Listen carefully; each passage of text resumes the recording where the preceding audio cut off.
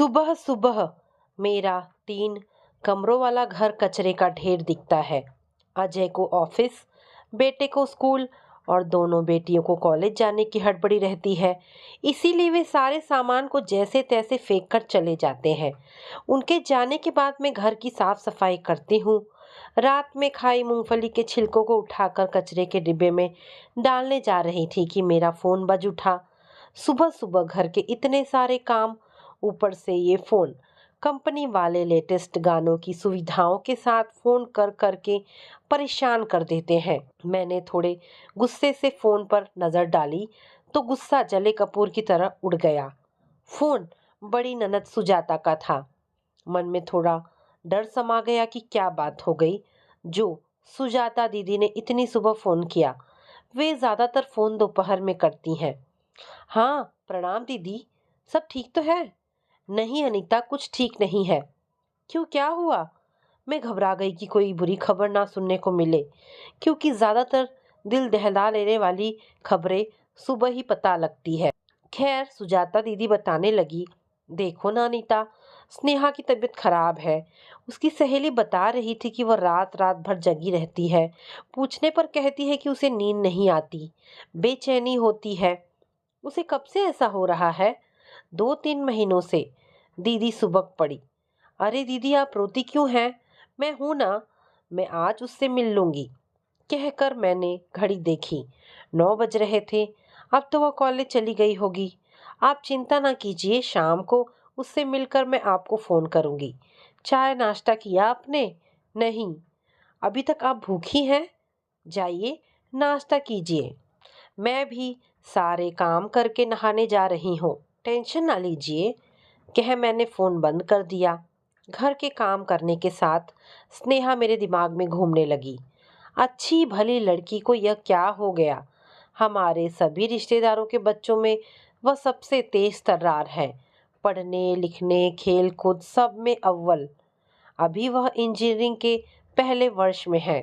हमेशा अपने बेटे और दोनों बेटियों को उससे कुछ सीख लेने की बात कहती हूँ, पर वे तीनों बहरे हो जाते हैं। मैं फालतू में उन पर हर महीने 8 से 10 हज़ार रुपए खर्च करती हूँ। दोपहर में चावल दाल बनाकर आलू की पूड़ियाँ और चने की सब्जी बनाई ताकि स्नेहा भी खा ले। उसे आलू की पूड़ियाँ बहुत पसंद है। हॉस्टल में ये सब कहाँ मिलता है? मैंने फोन करके उसे अपने आने का कारण नहीं बताया। एक तरह से उसे सरप्राइज देना था। घर बंद करके चाबी बगल वाली पड़ोसन सरिता को दे दी। अजय और बच्चों के पास फोन कर दिया।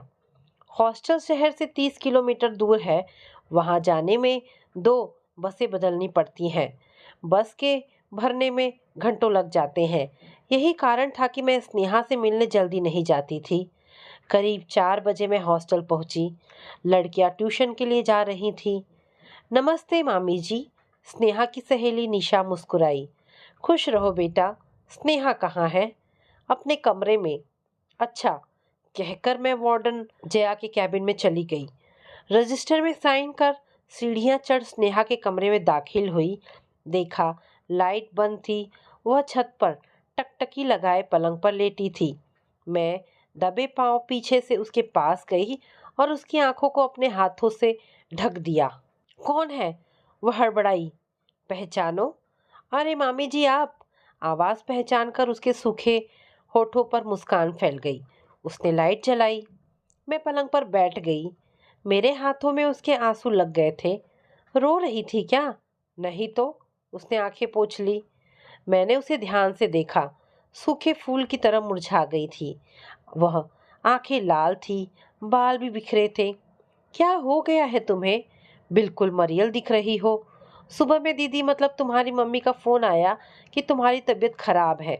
तो मेरे पास चली आती या अपने घर चली जाती। डॉक्टर को दिखाया? क्या बोला? दवा ले रही हो? एक ही बार में मैंने सवालों की झड़ी लगा दी। अरे मामी, मैं ठीक हूँ। आप परेशान ना होइए। रुकिए, आपके लिए चाय लाती हूँ। स्नेहा अपने हल्के भूरे बालों को समेटते हुए पलंग से उतरने लगी। मैं चाय पीकर आई हूँ, कहीं मत जा। तुम्हारे लिए आलू की पूड़ियाँ लाई हूँ, खा लो। मैंने उसे लंच बॉक्स पकड़ाया, ये सोचकर कि अभी वह खा लेगी। जैसे पहले मेरे सामने ही निकाल कर खाती और मेरी तारीफ करती कि मामी जी, आप कितना अच्छा खाना बनाती हैं। साथ में ये फरमाइश भी करती कि अगली बार गुजिया लाना। मैं भी उसकी फरमाइश पूरी करती। पर ये क्या, बाद में खा लूंगी कहकर उसने लंच बॉक्स बगल के स्टूल पर रख दिया। लंच बॉक्स रखते हुए एक किताब नीचे गिर गई। किताब के अंदर रखी दवा फर्श पर बिखर गई। मैंने उसे झट से उठा लिया। यह तो नींद की दवा है, क्या तुम्हें नींद नहीं आती? मैंने उसकी आंखों में झांकते हुए पूछा। वह नजरें नहीं मिला पाई। ऐसी कोई बात नहीं है, आप बैठिए ना, मैं चाय लेकर आ रही हूँ। तुम पियोगी? नहीं। तो बस मेरे पास बैठो, मुझे जल्दी निकलना होगा। पढ़ाई लिखाई कैसी चल रही है? कुछ खास नहीं। पता नहीं क्यों स्नेहा मुझसे नजरें मिलाकर बातें नहीं कर रही थी। मैं जब इससे पहले मिलने आती थी तो चहक कर मुझसे मिलती, एक दोस्त की तरह हॉस्टल और सहेलियों की हर छोटी बड़ी बातें मुझसे शेयर करती। शुरू से ही यह मेरे करीब रही है और मैं भी उसे इतना ही प्यार करती हूँ। पर पता नहीं क्यों आज का माहौल कुछ बदला बदला था। वह जवाब देकर चुप हो जाती, लगता कहीं खो गई है। उसे देखने से ही पता चल रहा था कि हो ना हो ऐसी वैसी जरूर कोई बात है। पर इसके दिल की बात जानूं कैसे, समझ में नहीं आ रहा था। तभी उसकी रूम पार्टनर निशा आ गई। मामी जी, इसे साथ ले जाइए, रात भर कमरे में टहलती रहती है। पूछने पर कहती है कि नींद नहीं आती, बेचैनी होती है। मैंने ही इसे नींद की दवा खाने को कहा। ढंग से खाना नहीं खाती, पढ़ना लिखना भी पूरी तरह से ठप कर बैठी है। लग रहा है इसे लवेरिया हो गया है, कह निशा हंसी। चुप निशा, जो मुंह में आ रहा है बकती जा रही है। स्नेहा का चेहरा तमतमा गया। अरे, मुझसे रही कम से कम मामी जी से उस लवर का नाम बता दे, ताकि इस लगन में ये तेरा बेड़ा पार करवा दे। हंसते हुए निशा बैडमिंटन लेकर बाहर निकल गई। मैं मुस्कुरा पड़ी। बेवकूफ कहीं की, स्नेहा भुनभुनाई। शायद यही बात हो। ये सोचकर मैंने उसके दोनों हाथों को अपने हाथों में लेकर पूछा, कोई लड़का है तो बोलो, मैं दीदी से बात करूंगी। कोई नहीं है, उसने हाथ खींच लिए। मैंने उसकी ठुड्डी ऊपर उठाई। सच सच बता, आखिर बात क्या है? मैं तुम्हारी मामी हूँ। कोई बात तेरे दिल में घर कर गई है, इसीलिए तू नींद की गोलियां खाती है। बता, क्या बात है? मुझ पर विश्वास कर, मैं तेरी हर बात अपने दिल में दफन कर लूंगी। तू मुझे दोस्त मानती है ना? बता मेरी बेटी, तूने कोई गलती की है जो आज तेरी ये हालत हो गई है? देख, कहने से दुख हल्का होता है। शायद मैं तेरी कुछ मदद करूं। बता ना, प्यार व्यार का चक्कर है या कोई हॉस्टल की प्रॉब्लम? मैं 15 मिनट तक यही दोहराती रही ताकि वह अपने दिल की बात बता दे। फिर भी स्नेहा कुछ नहीं बोली तो मुझे थोड़ा गुस्सा आ गया। जब तुम मुझे कुछ बताएगी नहीं तो ठीक है, मैं जा रही हूँ। तुम्हें मुझ पर विश्वास ही नहीं तो मैं चली, कहकर मैं उठ गई। मामी, स्नेहा ने सिर उठाकर कहा। उसकी आंखों में आंसू तैर रहे थे। आंसू देख मैं घबरा गई, मगर उसकी जबान खुलवाने के लिए बोली, मैं जा रही हूँ, कह फिर आगे बढ़ी। वो उठकर मुझसे लिपट गई और बिलक बिलक कर रोने लगी। मुझसे एक गलती हो गई है। कैसी गलती? एक शादीशुदा आदमी से रिश्ता। लगा कि मैं चक्कर खाकर गिर पड़ूंगी। मेरा दिमाग एक पल के लिए सन्न हो गया। हाथ पैर कांपने लगी कि इसने क्या कर दिया। मैंने सोचा था किसी लड़के से प्यार होगा, पर यहाँ तो मैं खुद अपने आप को संभाल नहीं पा रही थी। मुझे स्नेहा पर हद से ज़्यादा गुस्सा आ रहा था, पर उसे काबू में कर उससे सारी सच्चाई जानना मैंने जरूरी समझा। उसे पलंग पर बिठा मैं खुद भी बैठ गई। वह फूट फूट कर रो रही थी। मैंने सोचा, अगर मैं अभी इसे बुरा भला कहूँगी तो हो सके मेरे जाने के बाद ये कहीं गले में फंदा डाल फांसी पर ना लटक जाए या हॉस्टल की छत से ही कुछ कर ना बैठे। अतः मैंने उसे सारी बातें कोमलता से पूछी। स्नेहा ने बताया कि वह अक्सर हॉस्टल की बगल में राजीव स्टेशनरी में फ़ोटो कॉपी कराने जाती थी। नोट्स या सर्टिफिकेट को हमेशा फ़ोटो स्टेट कराने की ज़रूरत पड़ती थी रहती थी। हॉस्टल की सारी लड़कियां उसी शॉप पर जाती स्टेशनरी और फोटोस्टेट के साथ साथ मेल, कुरियर, बूथ और स्टूडियो को मिलाकर 4-5 बिजनेस एक ही में थे। मालिक राजीव के घर में ही शॉप थी। उसने एक नौकर रखा था। राजीव की पत्नी सुधा भी शॉप देखती। रोज आते जाते सभी लड़कियों के साथ स्नेहा की भी दोस्ती सुधा और राजीव से हो गई थी। कभी कभी सुधा उसे चाय नाश्ता भी करा देती।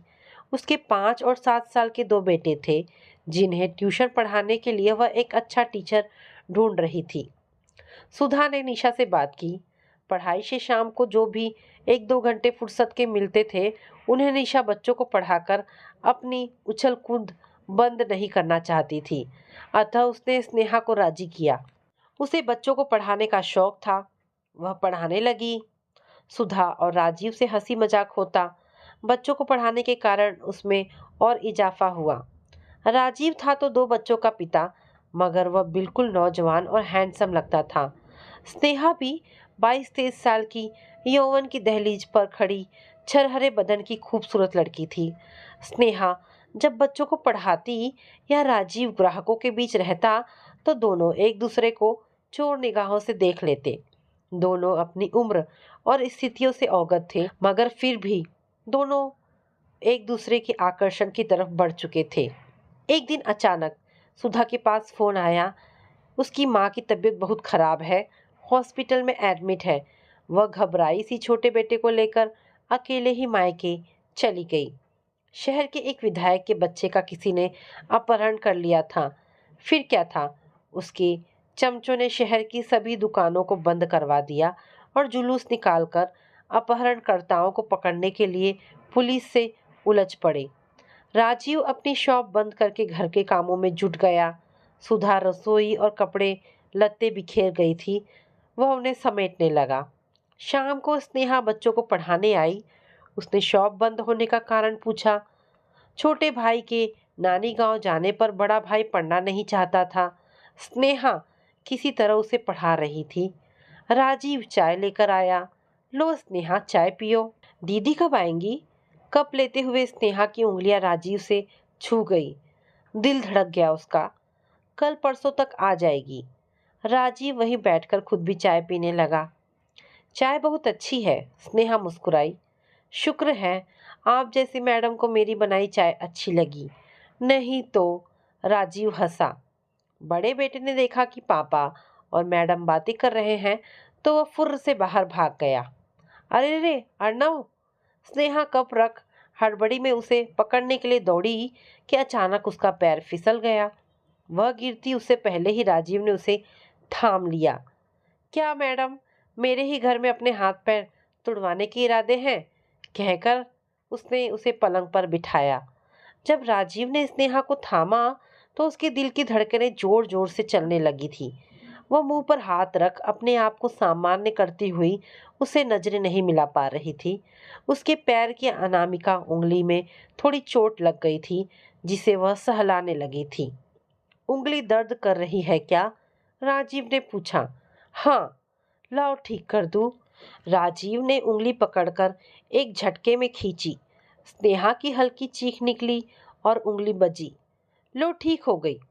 तुम्हारे चेहरे से ज्यादा खूबसूरत तुम्हारे पैर हैं, बिल्कुल रुई की तरह नरम और सफेद।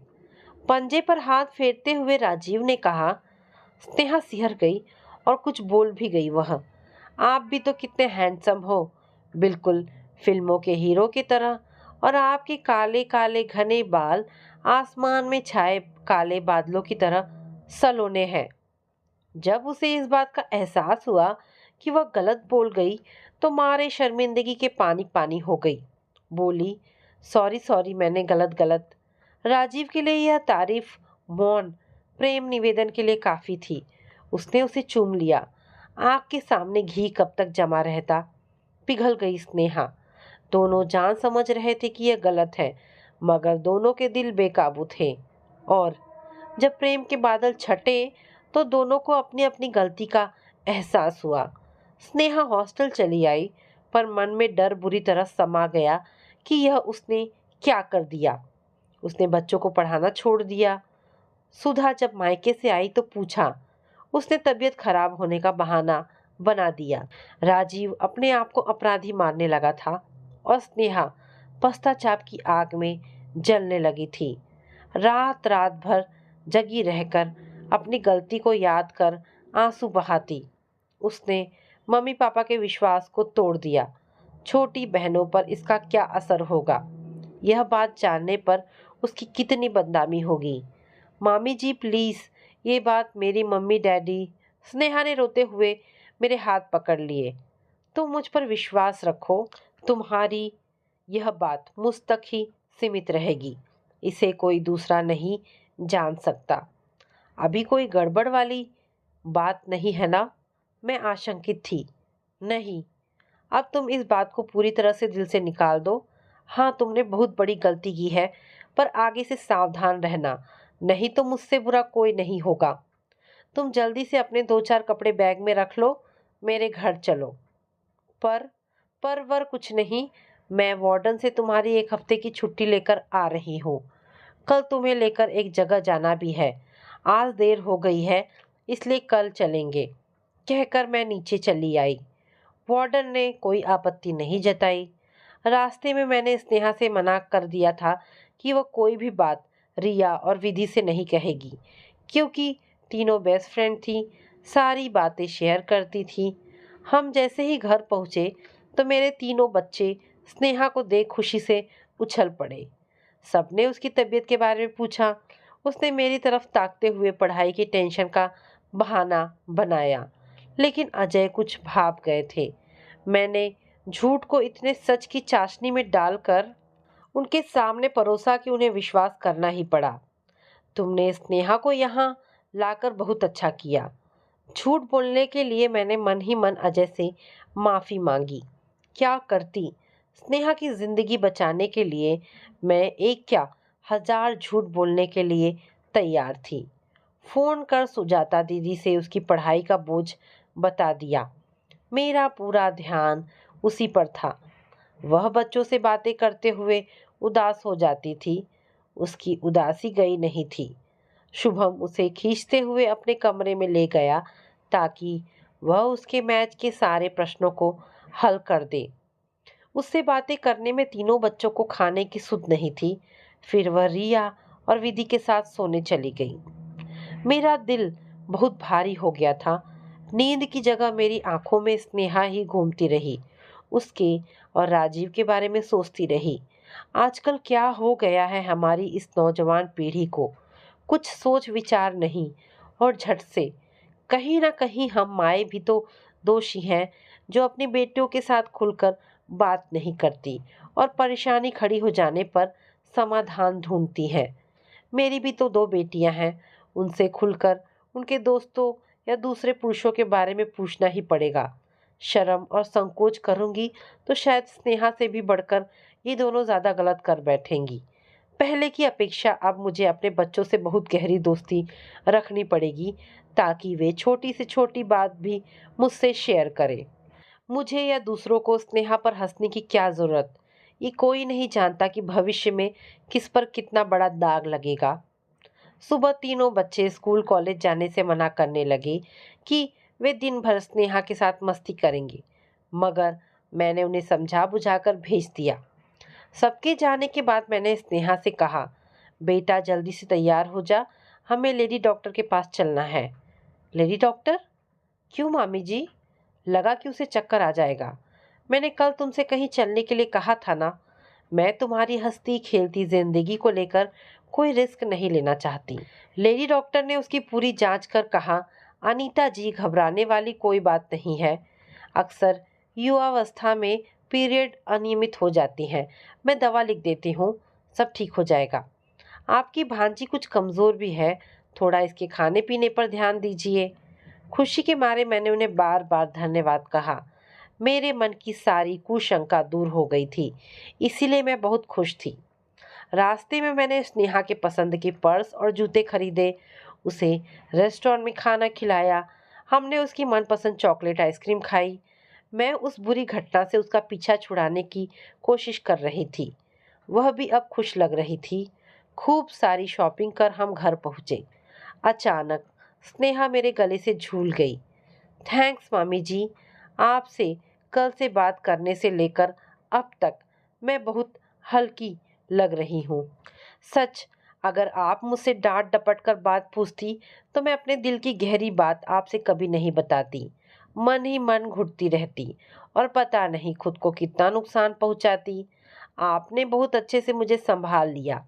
आज मैं तनाव मुक्त महसूस कर रही हूँ, मगर कभी कभी मुझे खुद पर गुस्सा आ रहा है, या यूं कहिए अभी भी मैं अपने आप को बहुत ही बड़ा अपराधी मान रही हूँ। कहते कहते उसकी आंखें नम हो आई। बेटा, तूने गलती तो बहुत बड़ी की है, जो माफ़ी के भी काबिल नहीं है। फिर भी तुम्हें उस गलती का एहसास है, पश्चाताप हो रहा है, ये बहुत बड़ी बात है। हाँ, एक बात और। ठीक है, तुम्हारी नादानी से संबंध बन गया, मगर उसकी बात को लेकर हरदम दुख के सागर में डूबे रहना, उदास परेशान रहना, ये गलत है। भविष्य में ऐसी गलती ना हो, बस इतना ध्यान रखना। संबंधों का जुड़ाव तन से ना होकर मन से होता है। पति पत्नी का रिश्ता हो या प्रेमी प्रेमिका का, उनका पहला रिश्ता मन की गहराई से होता है, भावनात्मक रूप से होता है। तुम्हारा राजीव के साथ कोई भी रिश्ता नहीं था, तो फिर उसी बात पर झींकते रहने से क्या फायदा। बस तुम जल्दी से इस मानसिक व्यथा से निकलो और पूरे तन मन से पढ़ाई में जुट जाओ। मुझे इतना तो विश्वास है कि अब आगे तुमसे ऐसी भूल नहीं होगी। कह मैंने उसके गाल थपथपाए। एक बार फिर आपको थैंक्स मामी जी, मुझे इस भंवर जाल से बाहर निकालने के लिए। कहते हुए वह मुझसे लिपट गई। तभी उसका मोबाइल बजा। हाय मम्मा, मेरी बीमारी तो मामी जी ने चुटकी बजाते ही ठीक कर दी। प्यार से मेरी तरफ ताकते हुए स्नेहा की खनकदार हंसी पूरे घर में गूंज गई और मैं भी उसे प्यार से देखने लगी। आज हम दोनों मामी भांजी बहुत खुश थे, क्योंकि आज एक बहुत बड़ा बोझ जो मन से उतर गया था। तो दोस्तों, ये छोटी सी कहानी यहाँ पर समाप्त होती है। आशा करती हूँ कहानी पसंद आई होगी। अगर कहानी पसंद आई है तो प्लीज़ इसे लाइक एंड शेयर करें। दोस्तों, ऐसी ढेरों पारिवारिक और शिक्षाप्रद कहानी सुनने के लिए मेरे चैनल को प्लीज़ सब्सक्राइब करें। धन्यवाद दोस्तों।